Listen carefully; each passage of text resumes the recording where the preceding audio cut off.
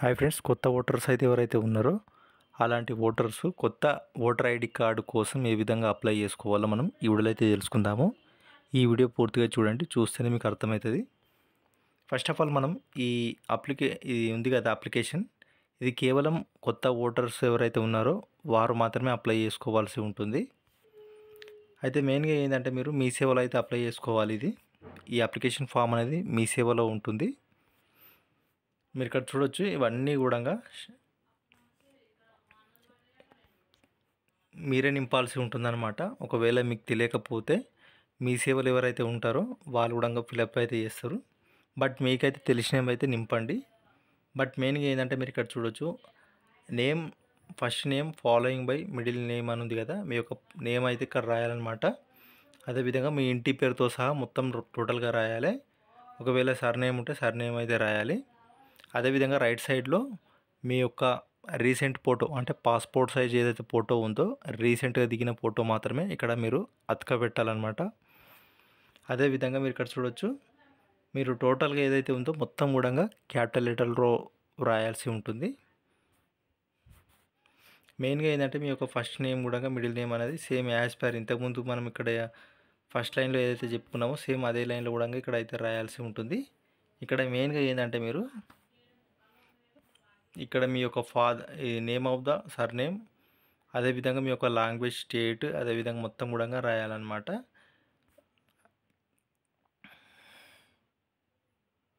అదేవిధంగా మీరు ఇక్కడ చూడొచ్చు, సెకండ్ పాయింట్ ఏంటంటే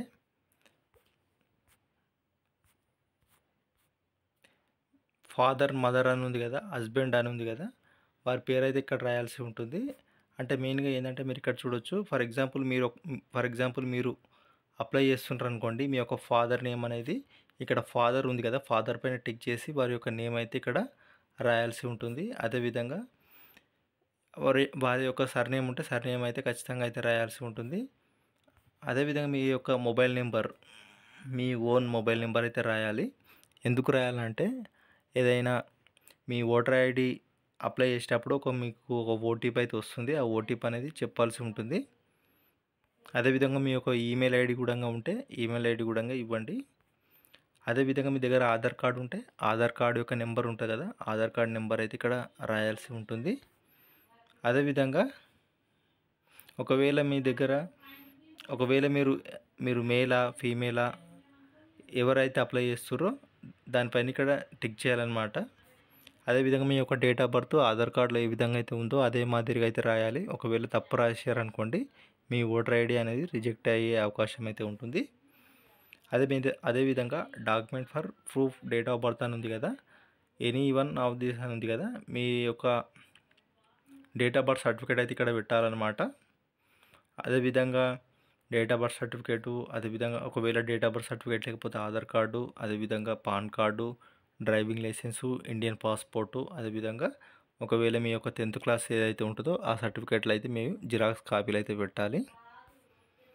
అదేవిధంగా మీరు ఇక్కడ చూడొచ్చు, మీ యొక్క ఇంటి నెంబర్ అయితే ఖచ్చితంగా అయితే రాయాల్సి ఉంటుంది. ఎందుకు రాయాలి అంటే మనం మీ సేవలు అప్లై చేసిన తర్వాత మనము ఇది ఓటర్ ఐడి ఏదైతే ఉంటుందో ఆ ఓటర్ ఐడి అనేది మన ఇంటి అడ్రస్కి అయితే వస్తుంది అనమాట.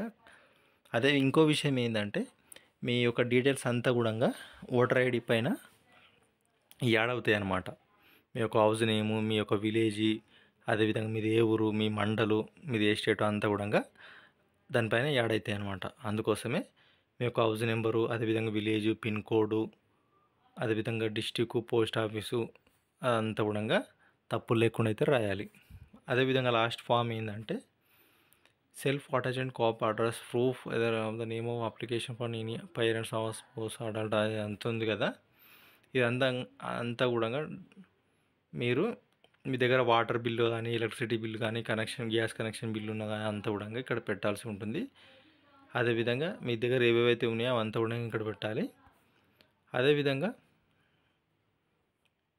మీరు ఇక్కడ చూసుకోవచ్చు, మీకు తెలిసి నింపండి, తెలియని వాళ్ళే ఫిలప్ చేస్తారు. అదేవిధంగా ఇక్కడ డిక్లరేషన్ ఫామ్ అని ఉంది కదా, మీ డిక్లరేషన్ ఫామ్లో ఏం రాయాలంటే మీ యొక్క విలేజ్ పేరు, మీ యొక్క డిస్టిక్, స్టేట్ ఏది, అదేవిధంగా అంతా కూడా ఫిలప్ అయితే చేయాలన్నమాట. మీరు పూర్తిగా కరెక్ట్ రాశామన్నట్టు ఇక్కడ మీ యొక్క సిగ్నేచరు, అదేవిధంగా మీ యొక్క తంబు ఖచ్చితంగా రాయాలి. అదేవిధంగా రైట్ సైడ్‌లో లెఫ్ట్ సైడ్‌లో డేటు, ప్లేసు అంతా కూడా మెన్షన్ అయితే చేయాలి.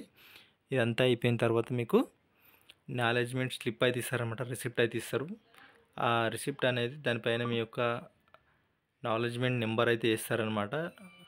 అదేవిధంగా ఎప్పుడు అప్లై చేశారో దాని యొక్క డేటు, అదేవిధంగా రిసీవ్డ్ ఫ్రమ్ అప్లికేషన్ అంటే ఎవరైతే అప్లై చేశారో వారి యొక్క నేము, అదేవిధంగా సిగ్నేచర్ చేసి అదంతా ఇస్తారనమాట.